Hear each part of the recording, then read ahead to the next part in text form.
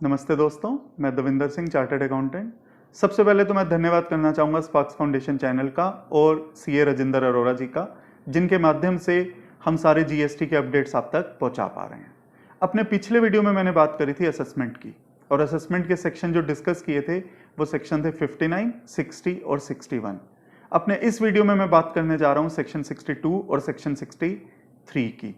Section 62 बात करता है असेसमेंट की उन रजिस्टर्ड पर्सन की जो नॉन फाइलर ऑफ रिटर्न्स हैं।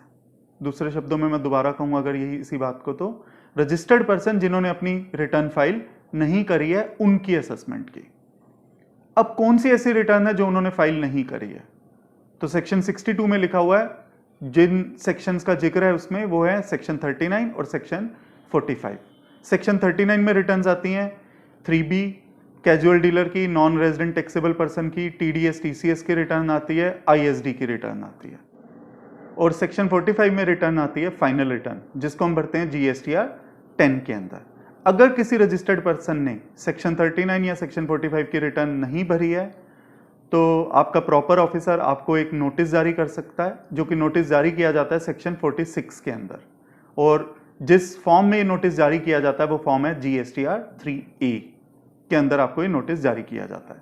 अगर 15 दिनों के अंदर में अगर आप अपनी ये रिटर्न भर देते हैं, जो कि रिटर्न आपने पहले नहीं भरी हुई है, तो ये नोटिस ऑटोमेटिकली विथड्रॉ हो जाएगा and your proceeding will drop here. इससे रिलेटेड गवर्नमेंट ने एक सर्कुलर भी जारी किया था, सर्कुलर नंबर 129/2019, जो कि इशू हुआ था 24 दिसंबर 2019 को, जिस सर्कुलर के अंदर पूरा का पूरा प्रोसीजर प्रेस्क्राइब था। सेकंड बात यह है कि अगर आपने 15 दिनों के अंदर अपनी रिटर्न नहीं भरी तो प्रॉपर ऑफिसर के पास पूरी पावर है कि वो on the basis of records available with him और records made gathered by him, on the basis of that he can pass a best judgement assessment of your case. पहली कोशिश तो यही करनी है कि हमें बेस्ट जजमेंट असेसमेंट से बचना है, अपनी रिटर्न को हमें फाइल कर देना चाहिए। बट स्टिल अगर बेस्ट जजमेंट असेसमेंट ऑर्डर भी पास हो गया, तब भी अगर आपने 30 दिनों के अंदर अगर अपनी रिटर्न को फाइल कर दिया, the same best judgement assessment order will also be withdrawn. But जो भी आपका इंटरेस्ट या कोई लेट फी बनती होगी वो स्टिल ड्यू रहेगा। इसमें एक बात और ध्यान देने वाली है कि इसमें अपॉर्चुनिटी ऑफ बीइंग हर्ड आपको नहीं मिलेगी। जो आपको नोटिस जारी हो रहा है फॉर्म 3A के अंदर, जिसके अंदर 15 दिनों के अंदर आपको अपनी रिटर्न फाइल करनी है, वही अपने आप में एक अपॉर्चुनिटी ऑफ बीइंग हर्ड है। बाद में आपको कोई अपॉर्चुनिटी ऑफ बीइंग हर्ड नहीं दी जाएगी। ये अब हमने बात करी थी सेक्शन 62 की। अब हम मूव करते हैं सेक्शन 63 पर। सेक्शन 63 बात करता है non filer of returns by taxable person, जिन्हें रजिस्ट्रेशन लेना था बट जिन्होंने रजिस्ट्रेशन नहीं लिया, या वो लोग जिनका रजिस्ट्रेशन कैंसिल हो गया है by way of section 29 subsection 2 के अंदर, कि जो कंपोजिशन डीलर थे उन्होंने अपनी रिटर्न नहीं भरी, या रेगुलर डीलर थे उन्होंने अपनी रिटर्न नहीं भरी, या नंबर फ्रॉड या रॉन्ग मीन्स के थ्रू लिया गया है।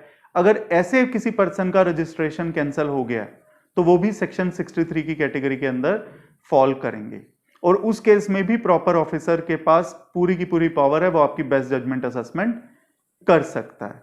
बट बेस्ट जजमेंट असेसमेंट करने से पहले वो आपको एक अपॉर्चुनिटी ऑफ बीइंग हर्ड देगा। अगर वो आपके रिप्लाई से सेटिस्फाई हो जाता है तो then that is okay, otherwise he will pass the order as per his best judgement.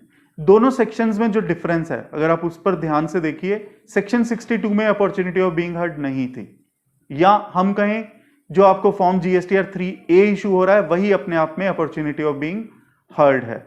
Section 63 की बात करें तो कोई फॉर्म जीएसटीआर 3A इशू नहीं होगा, कोई आपको मौका नहीं मिलेगा, सीधा सीधा नोटिस आएगा कि हम आपकी बेस्ट जजमेंट असेसमेंट करना चाहते हैं, क्या आपको अपने केस के बारे में कुछ कहना है? That is in itself opportunity of being heard.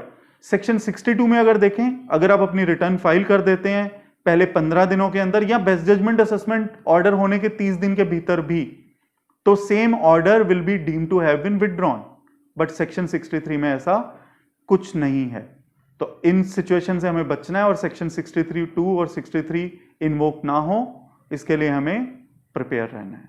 Thank you.